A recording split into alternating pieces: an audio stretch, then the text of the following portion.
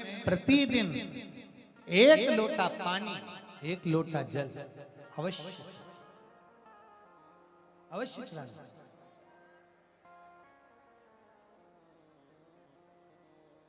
एक लोटा पानी भगवान शंकर को अवश्य चढ़ाना। क्या होता है? 3 दोष समाप्त होते हैं एक लोटा पानी शिव जी को चढ़ाने से। 3 दोष। पहला पितृदोष,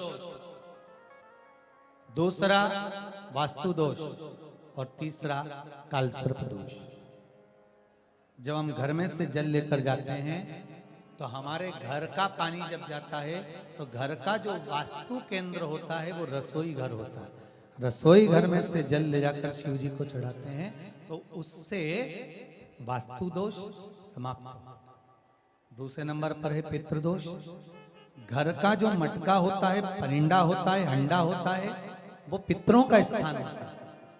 उस पितरों के स्थान पर जो जल भरा होता है उसमें से अगर भाग भगवान शिव को चढ़ाया जाए तो पितरों का देवता आर्यमा भगवान शंकर के कहने पर चलता है। इसलिए वो भाग जब शिव को प्राप्त होता है तो आर्यमा संतुष्ट होकर पितरों को भी फल प्रदान करता है। तीसरे नंबर पर कालसर्प दोष। भगवान शंकर को एक लोटा पानी अगर चढ़ा रहे हो, भगवान शिव पर एक लोटा पात्र जल का अगर चढ़ा रहे हो तो आपका कालसर्प दोष समाप्त। कालसर्प दोष होता कैसे? शंकर भगवान का चढ़ा हुआ जल तुलसी जी में चढ़ाने से पत्रिका में कालसर्प दोष हो जाता है।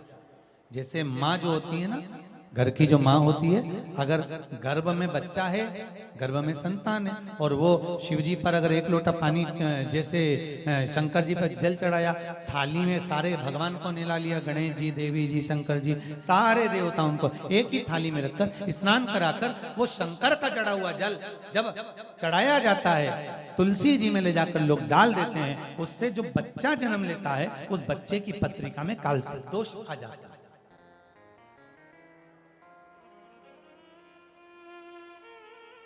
इसलिए शिव महापुराण की कथा कहती है सारे देवताओं को भले एक ही थाली में स्नान करा लो, एक ही पात्र में स्नान करा लो, पर देवाधिदेव महादेव को एक छोटे से पात्र में अलग से स्नान करा लेना चाहिए, अलग से।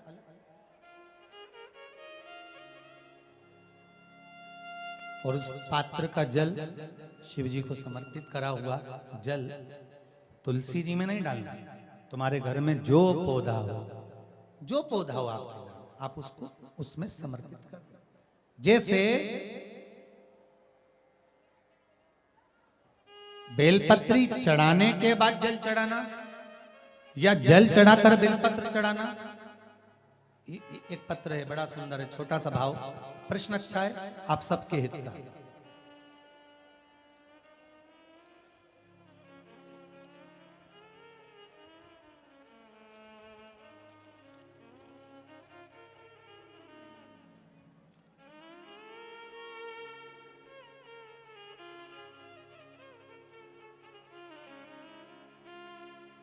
अरुणा जी अग्रवाल जयपुर, झरना जी अग्रवाल जयपुर राजस्थान से इन्होंने प्रश्न किया है, गुरुदेव दूध, कच्चा दूध केवल शिवलिंग पे चढ़ाना चाहिए या पूरे शिव परिवार पे चढ़ाना चाहिए? प्रश्न अच्छा है। और शिव महापुराण की कथा रुद्राक्ष उत्सव चल रहा है तो आप उसको समझें। दूध केवल शिवलिंग पे चढ़ाना चाहिए या जो शिवलिंग के आसपास में सभी परिवार विराजमान होता है उस पे भी चढ़ाना चाहिए? अगर लिंग पुराण आप उठाकर देखेंगे तो लिंग पुराण में एक बड़ा सुंदर संवाद आता है जिसमें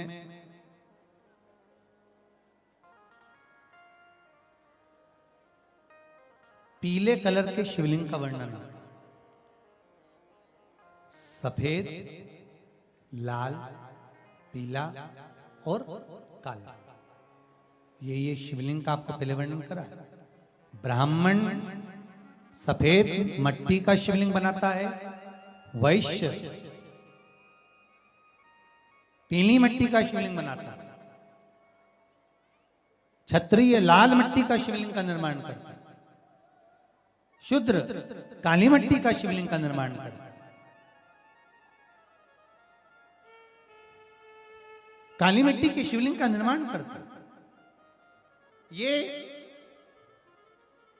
जो वर्णन किया गया है कि उसमें लिंग पुराण के अंतर्गत एक पीले शिवलिंग का वर्णन आता है कि पीला जो शिवलिंग होता है उस शिवलिंग का भाव कितना सुंदर बताया गया है। उसमें व्याख्यान वर्णन में आप अगर पढ़ेंगे देखेंगे लिंग पुराण के अंतर्गत तो उसमें आता है कि दूध जब आप देव अधिदेव महादेव के शिवलिंग पर समर्पित करते हो तो शिव महापुराण की कथा कहती है, लिंग पुराण कथा कहती है, नर्मदा पुराण, स्कंद पुराण, पद्म पुराण, अग्नि पुराण, सारी पुराणे वर्णन करती है। वराह पुराण, ब्रह्मवेत्ता पुराण, ये जितनी पुराणे सब वर्णन करती है कि जब शिवलिंग पर हम दूध चढ़ाते हैं तो केवल शंकर भगवान के शिवलिंग पर दूध चढ़ा देने से संपूर्ण परिवार पर दूध चढ़ जाता है। अलग से हमें कहीं चढ़ाने की जरूरत नहीं,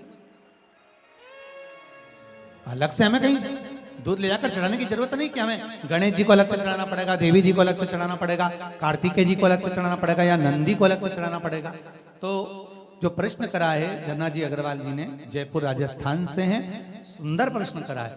और ये आपको ज्ञात होना चाहिए कि शंकर भगवान पर चढ़ाया गया थोड़ा सा भी दूध जल जो हम भगवान शिव को समर्पित कर रहे हैं वो केवल शिव के लिए नहीं रहता, केवल भगवान शंकर के लिए नहीं है, वो स्वयं 33 कोटि देवताओं को समर्पित हो जाता है, स्वयं 33 कोटि देवताओं को पहुंच जाता है।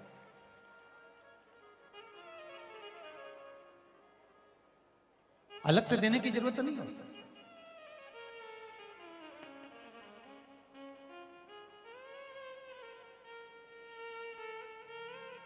महाराज एक लोटा पानी, बेलपत्री आप शिवलिंग पर पहले चढ़ा रहे हैं, उसके बाद जल चढ़ा रहे हैं। दूसरा, जल चढ़ाने के बाद बेलपत्र चढ़ा रहे हैं।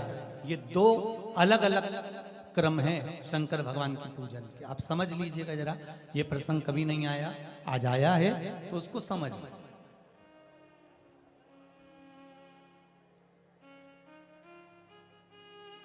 पहले बेलपत्र, उसके बाद में जल जो चढ़ाया जाता है, ये रोग मुक्ति के लिए चढ़ाया जाता है।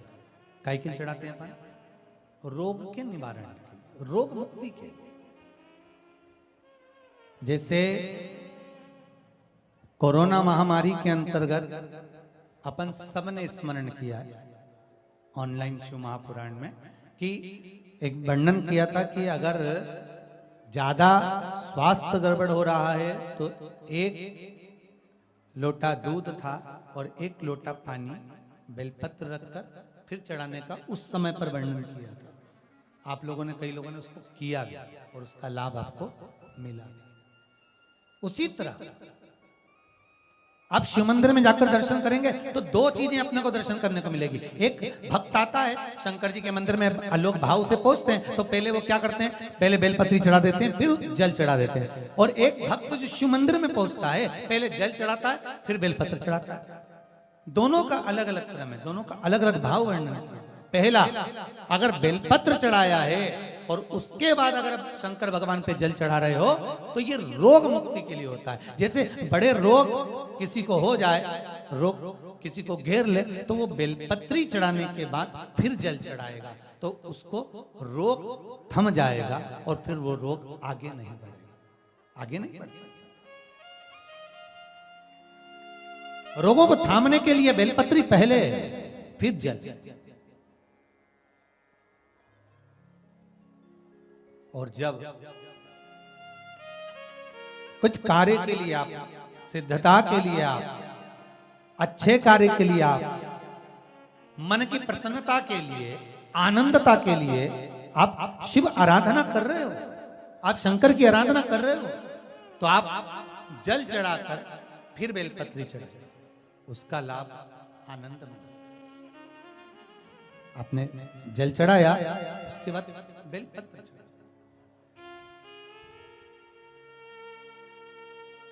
बस एक बात का स्मरण आपको होना चाहिए शिव महापुराण का, कि जब भी आप भगवान शंकर को बेलपत्र चढ़ाते हैं, बेलपत्र समर्पित करते हैं, बेलपत्र समर्पित करते समय प्रयास करा करें कि ये बेलपत्र को जब भी आप समर्पित करें, प्रयास करें कि बीच की जो पत्ती होती है बेलपत्र की, मध्य की जो पत्ती होती है, उसको अंगुष्ठ से पकड़ा जाए। उसके बाद में आप फिर बेलपत्री को शिव पर समर्पित करें, प्रयास करिए। बेलपत्र जो हम भगवान शंकर को समर्पित करते हैं, उसका मध्य जो भाग होता है, बेलपत्री का जो 3 देवताओं का मध्य जो भाग होता है, उसको पकड़कर बेलपत्री को शिव को समर्पित करना चाहिए।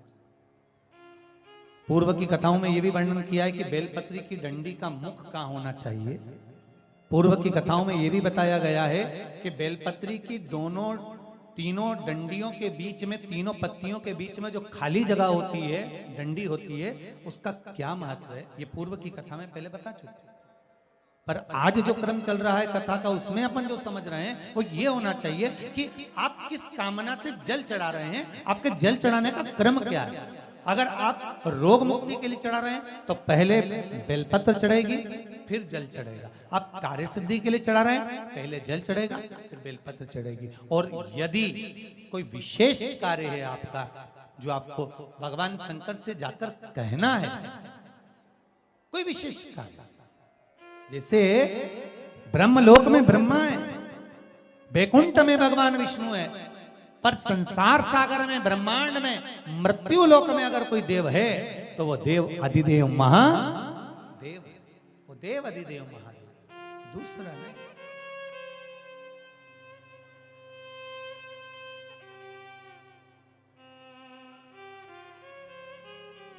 कोई दूसरा नहीं है। भगवान दया करना, मैं तेरे भरोसे हूँ। भोलेनाथ दया करना, मैं तेरे भरोसे हूँ। ना घर के भरोसे हूँ, ना परिवार के भरोसे हूँ। सब गाइए। ना घर के भरोसे हूँ, ना परिवार के भरोसे हूँ। भोलेनाथ दया करना, मैं तेरे भरोसे हूँ। भोलेनाथ दया करना, मैं तेरे भरोसे हूँ। जिसको एक भरोसा होता है शंकर का, भगवान का एक भरोसा होता है, दिखता नहीं है, दिखता नहीं है। ना इनके भरोसे हूँ, ना उनके भरोसे हूँ, ना इनके भरोसे हूँ, ना उनके भरोसे हूँ। भोलेनाथ दया करना, मैं तेरे भरोसे हूँ। भोलेनाथ दया